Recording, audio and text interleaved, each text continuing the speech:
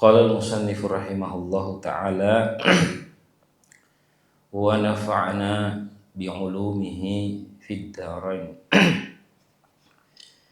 Jadi seperti yang tadi saya singgung bahwa kitab ini dikarang oleh Sayyid Ahmad Al-Marzuki, di mana beliau bermimpi bertemu dengan Rasulullah, kemudian didiktekan bait-bait ini yang berjumlah 57 bait berisi tentang penjelasan akidahnya Ahlus Sunnah wal Jamaah.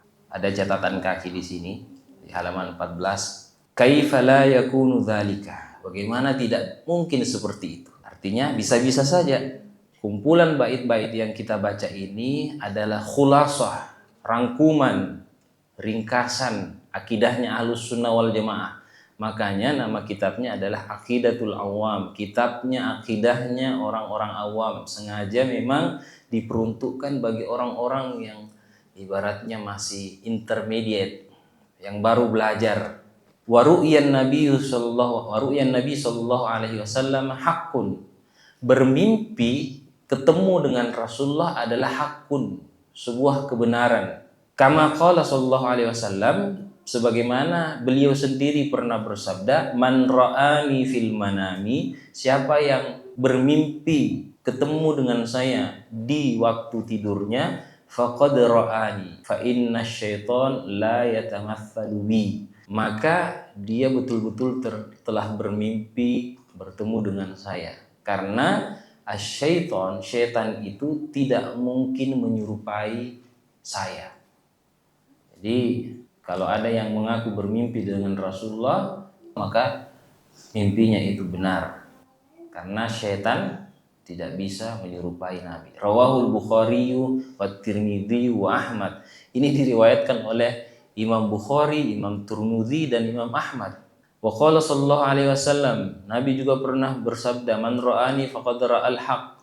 Siapa yang pernah bermimpi melihat saya di dalam tidurnya, maka itu adalah kebenaran. Fa inna syaitan la tazayya bi, karena syaitan tidak bisa menyerupai saya. Rawahul Bukhari wa Muslim wa Ahmad, diriwayatkan oleh Imam Bukhari, Muslim dan Ahmad. Warru'yas salihah, bagaimana dengan mimpinya orang-orang soleh?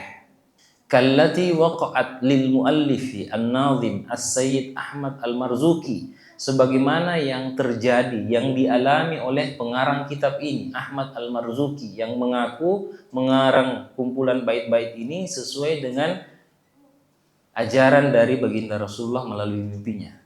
Nah, di sini dikatakan minal mubasyirati, diistilahkan sebagai al-mubasyirat, berita-berita gembira. Kama qala sallallahu alaihi wasallam, sebagaimana sabda Rasulullah sallallahu alaihi wasallam, lam yabqa minan nubuwati illal mubasyirat. Tidak ada yang tersisa dari kenabian kecuali al-mubasyirat, berita-berita gembira. Jadi ya memang dengan wafatnya Rasulullah, Nabi, maka tidak ada lagi yang boleh mengaku sebagai Nabi. Karena Muhammad adalah khatamul anbiya'i wal mursalin, penutupnya para Nabi dan Rasul. Tapi beliau sendiri mengatakan, memang setelah saya meninggal tidak ada lagi yang tersisa ajaran-ajaran kenabian. Yang ada yang namanya adalah al-mubasyirat, berita-berita gembira. Qalu wa mal mubasyiratu. Sahabat bertanya kepada Rasulullah, apa yang dimaksud dengan mubasyirat wahai Rasulullah? Qala, Rasulullah bersabda, ar-ru'yas shalihah, mimpinya orang-orang yang soleh. Nah, tentu kita meyakini As-Sayyid Ahmad Al-Marzuki adalah orang yang soleh. Beliau adalah mufti dulu di Mekah, ulama yang sangat tinggi keilmuannya. Nah, ini rawahul Bukhari, diriwayatkan oleh Imam Al-Bukhari. Jadi di media sosial itu, di komentar, di TikTok khususnya, ada yang komentar, mana hadisnya? Jangan buat sesuatu hal yang diada-adakan. Mungkin karena memang dia tidak menganggap Sayyid Muhammad Al-Marzuki sebagai orang yang saleh, ya silahkan. Tapi berdasarkan dengan pengakuan para ulama, kitab ini dikaji hampir seluruh pesantren. Jadi seluruh pesantren yang ada di Indonesia bisa dipastikan ada buku ini yang dikaji di pesantren. Karena memang akidahnya orang awam. Termasuk saya di pesantren dulu. Saya dulu pesantrennya di Mangkoso, di Barru, di Sulawesi Selatan. Pondok pesantren DDI Mangkoso Abdurrahman Amudale. Nah, ini kelas sanawiyah kami belajar kitab ini. Nah, jadi di riwayat yang lain disebutkan wahia juz'un min sittatin wa arba'ina juz'an minan nubuwah. Nah, ini adalah bagian daripada 46 bahagian kenabian yang masih tersisa. Mimpi-mimpinya orang soleh ini. Jadi memang diakui kebenarannya. Kama warada fil haditsil marwi fis sahihain. Sebagaimana yang disebutkan dalam hadis yang diriwayatkan oleh Imam Bukhari wal Muslim. Wa mithlu hadhihi ru'ya lam taqa lin-nadhimi faqat. Dan mimpi-mimpi yang seperti ini tidak hanya terjadi kepada pengarang kitab ini, yaitu As-Sayyid Ahmad Al-Marzuki, bahkan wali ghairihi, kepada orang-orang yang lain, kepada ulama-ulama yang lain. Nah, di sini disebutkan fa innal Imam Asy-Syatibiyya, contohnya misalnya Imam Asy-Syatibi, ulama yang sangat terkenal, ahli fikih, ahli qiraat, lamma atamma manzumatahu asy-syahira bisyatibiyah, ketika beliau menyelesaikan, menyempurnakan bukunya, kitabnya yang sangat terkenal yang bernama Asy-Syatibiyah, annahu yaqra'uha amaman Nabi sallallahu alaihi wasallam. Dia mengarang kitab itu di hadapannya Rasulullah sallallahu alaihi wasallam. Faqala lahu sallallahu alaihi wasallam. Jadi Imam Asy-Syatibi juga bermimpi sama seperti As-Sayyid Ahmad Al-Marzuki ketika mengarang kitabnya. Kemudian Rasulullah bersabda, "Man hafidhaha dakhalal jannah." Siapa yang menghafal bait-bait yang ada di dalam Asy-Syatibiyah itu, maka dia akan masuk surga. Nah, ini membuktikan bahwa keutamaan daripada kitab-kitab yang dikarang oleh para ulama-ulama yang memang sudah tidak diragui lagi kepakarannya. Tidak bisa dipungkiri orang-orang soleh yang mengaku bermimpi dengan Rasulullah itu betul-betul terjadi dan adalah sebagai sebuah kebenaran. Nah, baik, kita lanjut bacaan kita. Jadi di pertemuan sebelumnya kita sudah membahas kata Ar-Rahman dan Ar-Rahim. Jadi di bait kedua, wabirrahimi daimil ihsani. Nah, kita sudah menjelaskan perbedaan antara Ar-Rahman dan Ar-Rahim. Ar-Rahman itu kasih sayang Allah yang diberikan kepada orang kafir dan orang yang beriman. Manusia secara umum, bahkan kepada makhluk yang lain sewaktu di dunia. Nah, sedangkan Ar-Rahim adalah rahimul akhirati, la yakhussul kafir. Kalau di akhirat nanti yang khusus mendapatkan kasih sayangnya Allah adalah orang-orang yang beriman saja, tidak diberikan kepada orang-orang kafir. Nah, misalnya kasih sayangnya Allah berupa dikeluarkannya seseorang dari neraka. Nah, karena ada syafaat. Boleh jadi syafaatnya dengan bacaan Al-Qur'annya, boleh jadi bacaan salawatnya yang membuat dia mendapatkan syafaat.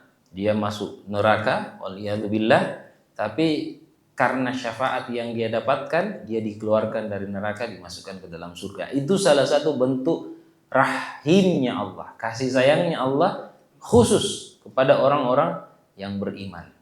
Jadi selama passwordnya ada, asyhadu an la ilaha illallah wa asyhadu anna muhammadar rasulullah, orang yang berada di dalam neraka bisa saja keluar, dimasukkan ke dalam surga selama ada passwordnya tadi. Tapi kalau tidak ada passwordnya, orang kafir tidak beriman kepada Allah dan Rasulnya, maka sebaik apapun yang dia lakukan di dunia, berbuat kebaikan misalnya membangun jembatan, memberikan santunan kepada fakir miskin, tapi kalau dia tidak punya password, maka dia sama sekali tidak akan mendapatkan syafaat, karena rahimnya Allah hanya dikhususkan bagi orang-orang yang beriman. Insya Allah kita semua tergolong orang-orang yang beriman. Wa ni'amullahi ta'ala wa in kanat la tuhsa tanhasiru fi jinsiyaini. Nikmat-nikmat Allah itu, jadi nikmat Allah itu adalah manifestasi dari sifat Rahman Rahimnya Allah. Nikmat apa saja yang kita dapatkan. Nah, kata Imam Al-Baydawi, wa in kanat la tuhsa, meskipun nikmat itu tidak bisa kita hitung. Ada yang bisa menghitung nikmat yang Allah berikan kepadanya? Tidak bisa. Karena memang Allah mengatakan dalam Al-Qur'an, wa in ta'uddu ni'matallahi la tuhsuha. Kalau kalian mau mencoba menghitung nikmat Allah yang diberikan kepadamu, mustahil kalian bisa menghitungnya. Nah, tapi tanhasiru fi jinsiyin, meskipun sangat banyak nikmat Allah yang diberikan, tidak keluar dari dua jenis, dunyawiyun wa ukhrawiyun, yaitu yang bersifat duniawi dan bersifat ukhrawi. Fad dunyawiyu kismani, nikmat yang bersifat duniawi terbagi lagi menjadi dua bahagian, wahbiyun wa kasbiyun. Yang bersifat wahbi, bukan wahabi. Nah, kalau wahabi kelompok, golongan. Ini wahbiyun, pakai sukun haknya. Wahbiyun artinya pemberian dari Allah. Allah sebagai Al-Wahhab memberikan nikmat kepada hambanya tanpa melalui usaha. Nah, itu wahbiyun maksudnya. Wa kasbiyun, dan juga nikmat yang berbentuk kasbi. Kasbi itu harus melalui usaha, harus bertawakal untuk mendapatkan nikmat Allah. Ada nikmat yang diusahakan, ada nikmat yang tidak perlu diusahakan. Yang tidak diusahakan namanya wahabiyun, yang diusahakan namanya kasbiyun.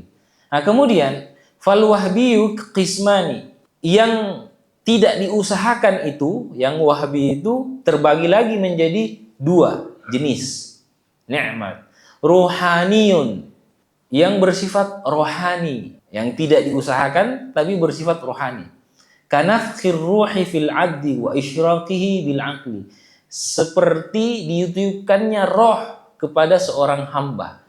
Itu tidak perlu ada usaha. Memang Allah memberikan sebahagian kecil daripada rohnya sewaktu kita dulu hidup di alam arwah, di alam rahim, sebelum kita dilahirkan. Wa isyraquhu atau wa isyraqihi bil aqli, dan Allah memberikan seseorang akal yang cemerlang, yang cerdas. Ya, memang setiap orang berdasarkan kemampuannya, akalnya, kecerdasannya itu tentu berbeda-beda. Nah, itu tidak diusahakan, memang pemberiannya Allah. Wa ma yattabi'uhu minal quwa kal fahmi wal fikri wan nutqi, dan hal-hal yang terkait seperti kekuatan dalam menghafal, kekuatan dalam logika, menganalisis sesuatu. Nah, makanya anak-anak kalau di dunia pendidikan itu berbeda-beda treatmentnya kita. Misalnya saya ngajar di kampus, kita selalu tahu bahwa setiap anak itu punya potensi yang berbeda-beda, tidak bisa satu rata semua. Ya, tidak semua orang yang kuat hafalannya. Kalau semua orang kuat hafalannya, semua jadi penghafal Quran. Tapi semua anak-anak punya potensinya masing-masing. Ada yang diberikan kekuatan secara kognitif, ada yang diberikan kekuatan secara afektif, ada yang juga diberikan kekuatan secara psikomotorik. Ada anak-anak yang pintar menggambar, ada anak-anak yang bagus tulisannya, ada anak-anak yang memang bagus logikanya. Itu beda-beda. Nah, ini namanya nikmat wahabiyun yang bersifat ruhaniyun. Ada juga nikmat wahabi yang tidak perlu ada usaha di situ, memang pemberian Allah langsung, seperti jasmaniyun, pemberian nikmat berupa jasmani, kakhulqil badani atau kakhalqil badani, bentuk tubuh kita. Ada orang yang mancung hidungnya, ada yang tidak mancung. Jangan bilang pesek, pokoknya tidak mancung. Ada yang rambutnya lurus, ada yang rambutnya keriting, ada yang macam-macam. Ya memang kita terima begitu saja. Kalau hidung kita pesek, ya kita terima begitu saja. Memang wahabi tidak bisa kita protes. Nah, itu nikmat dari Allah langsung, tidak ada usaha. Wal kasbiyu, ada juga nikmat yang memang bisa diusahakan. Jadi Allah memberikan kita nikmat atas usaha yang kita lakukan. Seperti tazkiyatun nafsi anir radzaili, mensucikan jiwa diri dari hal-hal yang tidak baik. Wa tahliyatuha bil akhlaqil mardiyah, dan mengisinya dengan akhlak-akhlak yang disenangi oleh Allah Subhanahu wa taala. Mardiyatan, kita hilangkan dulu sifat-sifat buruk kita, kemudian kita isi dengan akhlak-akhlak yang baik. Nah, ini pendidikannya ulama tasawuf, namanya tazkiyatun nafsi. Ada dua, namanya takhalli wa tahalli. Takhalli itu bersihkan diri dari yang kotor, kemudian memasukkan dengan hal-hal yang baik. Sama seperti gelas, kalau gelasnya masih kotor isinya, kemudian kita tuangkan air yang harusnya bersih bercampur dengan kotor tetap kotor. Tapi harus dibersihkan dulu gelasnya, baru kita masukkan dengan air yang jernih. Bil akhlaqil mardiyah, dengan akhlak-akhlak yang diridhoi. Ridho itu artinya senang, gembira, puas. Jadi kalau ridho Allah itu berarti Allah puas, Allah senang, Allah gembira. Kita orang Banjar di Samarinda. Biasanya kalau kita jual beli atau bertransaksi selalu biasanya beredaan ya Pak ya. Nah, ini dulu waktu saya pertama datang di Samarinda tahun 2014 dari Makassar, dari Sulawesi, kadang heran juga ya. Di sini kalau belanja jual beli, jual tukar. Di Makassar saya dulu nggak ada yang begitu-begitu Pak. Ini membuktikan memang orang Banjar di Samarinda itu sangat kuat agamanya. Karena memang mazhab Syafi'i itu harus akadnya jelas, ucap, ijab, kabul. Bahkan dalam jual beli. Nah, biasa juga kita beredaan Pak ya. Beredaan itu sebenarnya artinya redha, puas, senang, gembira. Artinya kita puas, kita senang bertransaksi satu sama lain. Makanya kita minta ridhonya. Ridho Allah itu Allah senang, Allah puas. Ya, sebab imam baca salat subuh. Ya ayyatuhan nafsul mutmainnah. Wahai jiwa yang bersih, yang tenang tadi, irji'i ila rabbiki radiyatan mardiyah. Kembalilah kalian kepada Tuhanmu, radiyatan. Kamu ridho, artinya kamu puas, kamu senang, kamu gembira, tidak bersedih, husnul khotimah, mardiyatan. Maka insya Allah, Allah juga puas, senang, gembira ketika kamu kembali ke hadiratnya. Karena memang manusia itu berasal dari rohnya Allah yang bersifat tadi mutmainnah. Makanya dalam kajian tasawuf ada 3 golongan. Ada nafsul mutmainnah, ada nafsul lawamah, ada nafsul ammarah. Nafsul mutmainnah ini jiwa yang bersih. Fa'alhamaha fujuraha wa taqwaha. Manusia yang dilahirkan punya potensi untuk berbuat kebaikan. Karena memang ketika menciptakan manusia itu meniupkan sebagian kecil daripada rohnya yang suci. Sehingga ketika seseorang meninggal kembali kepada Tuhannya, harus ketemu lagi yang suci dengan yang suci, yang tenang dengan yang tenang. Radiyatan mardiyatan. Nah, ini di bulan suci Ramadan Bapak-bapak Ibu sekalian. Selalu kita meminta doa. Setiap selesai tarawih, Allahumma inna nas'aluka ridhaka. Kami meminta kepadamu ya Allah ridhamu. Engkau puas, engkau senang, engkau gembira dengan apa yang kita lakukan. Di bulan suci Ramadan kita berpuasa, kita membaca Al-Quran, kita bersedekah, kita salat tarawih. Ya Allah, kami lakukan ini semata-mata ikhlas. Semoga dengan keikhlasan kami ini engkau ridho, engkau puas. Wal jannah, dan juga surga. Jadi ridho wal jannah. Makanya dalam kajian tasawuf, maqam yang paling tinggi itu adalah maqam ridho. Jadi ibaratnya orang yang sedang naik melalui beberapa anak tangga, tangga yang paling tinggi puncaknya itu namanya maqamur ridho. Maqamnya ridho. Maqam yang paling rendah namanya maqam taubat. Harus menyesal dulu perbuatan-perbuatan yang tidak baik yang pernah dilakukan. Kemudian naik ke tangga berikutnya, maqam tawakal. Kemudian maqam, banyak sekali tangga-tangga. Dan paling tinggi maqam ridho. Nah, karena memang fadkhuli fi ibadi radiyatan mardiyah, fadkhuli fi ibadi, masuklah kamu dalam golongan hamba-hambaku, wadkhuli jannati, maka niscaya engkau akan masuk ke dalam surgaku. Allahumma inna nas'aluka ridhaka wal jannah. Nah, itu maknanya yang selalu kita baca berdoa setelah tarawih. Kita beribadah ikhlas, tujuannya adalah ridho. Bahkan ada beberapa riwayat yang menyebutkan bahwa Bahkan sebelum kita melakukan sebuah ibadah, selama kita sudah berniat ikhlas, maka kita akan mendapatkan ibadah yang kita maksud. Meskipun belum dilakukan. Ada sebuah kisah yang diceritakan oleh Imam Al-Ghazali dalam kitab Ihya Ulumuddin, yang menunjukkan ini, Bapak-Bapak Ibu sekalian, bahwa ikhlas mengharap ridha itu sangat penting dalam beribadah. Mau sebagus apapun ibadah kita, tapi kalau kita tidak ikhlas, tidak mengharap ridha, maka bisa saja ibadah itu tertolak. Meskipun secara syariat itu lengkap syarat-syaratnya, lengkap rukun-rukunnya. Tapi karena niat ikhlasnya tidak terpenuhi, maka bisa saja ibadahnya tertolak. Ini dikisahkan oleh Imam Al-Ghazali. Ada salah seorang tabi'in, Abdullah ibnul Mubarak. Abdullah ibnul Mubarak, seorang tabi'in. Orang yang soleh, orang yang sangat alim. Wa kibarut tujjar. Meskipun dia orang yang saleh, orang yang alim, dia juga adalah pebisnis yang ulung. Wa kibarul agniya, dia orang yang sangat kaya raya. Wa min akramil kurama, dia orang yang saleh, orang yang alim, orang yang kaya, dan rajin bersedekah. Wah, ini orang hebat betul ini. Sudah pintar, saleh, alim, kaya, rajin bersedekah.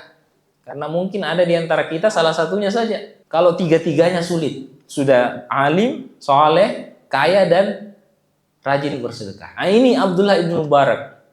Abdullah ibn Mubarak ini punya kebiasaan. Setiap 2 tahun sekali berangkat ke Tanah Suci untuk melaksanakan ibadah haji. Jadi tahun ini haji, tahun depan tidak haji, tahun berikutnya baru haji lagi. Tiap 2 tahun sekali, rutin.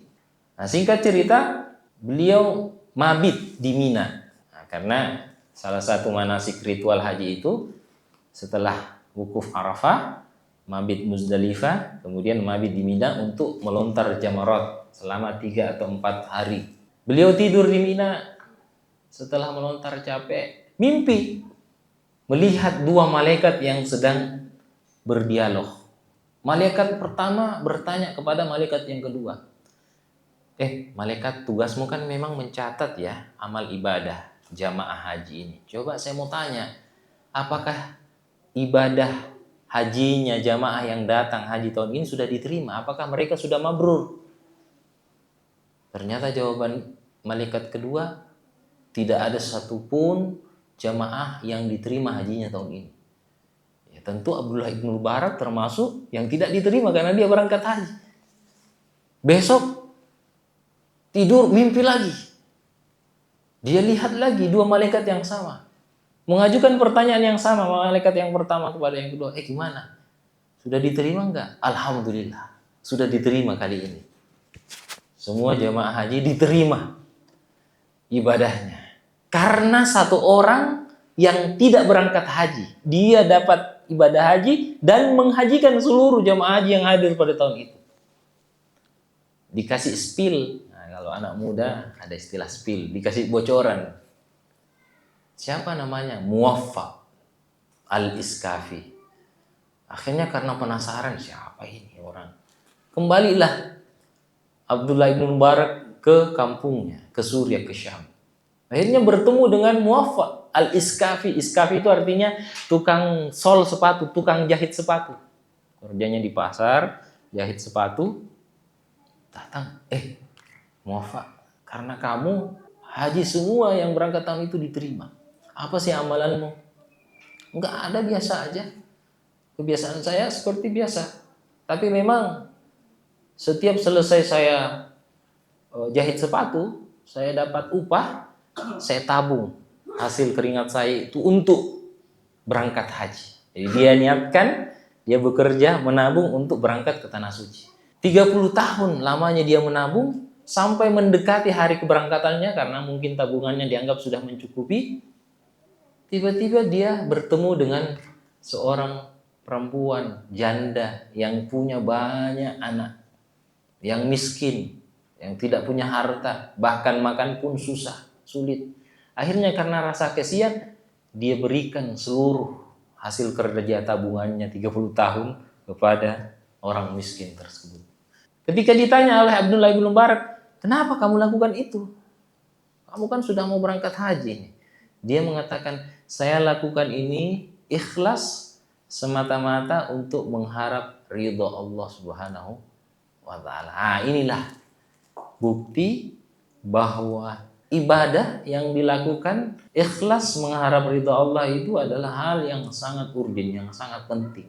Bahkan dia tidak berangkat ke tanah suci, dapat pahala haji mabrur, bahkan memabrurkan seluruh jamaah tahun itu. Nah, ini bisa mudah-mudahan kita mendapatkan keberkahan dari bacaan kita pagi hari ini. Mudah-mudahan semuanya sehat afiat. Pahala ibadah kita di bulan suci Ramadan ini diterima oleh Allah Subhanahu wa taala. Amin ya rabbal alamin. Kita akhiri perjumpaan kita dengan sama mengucapkan hamdalah.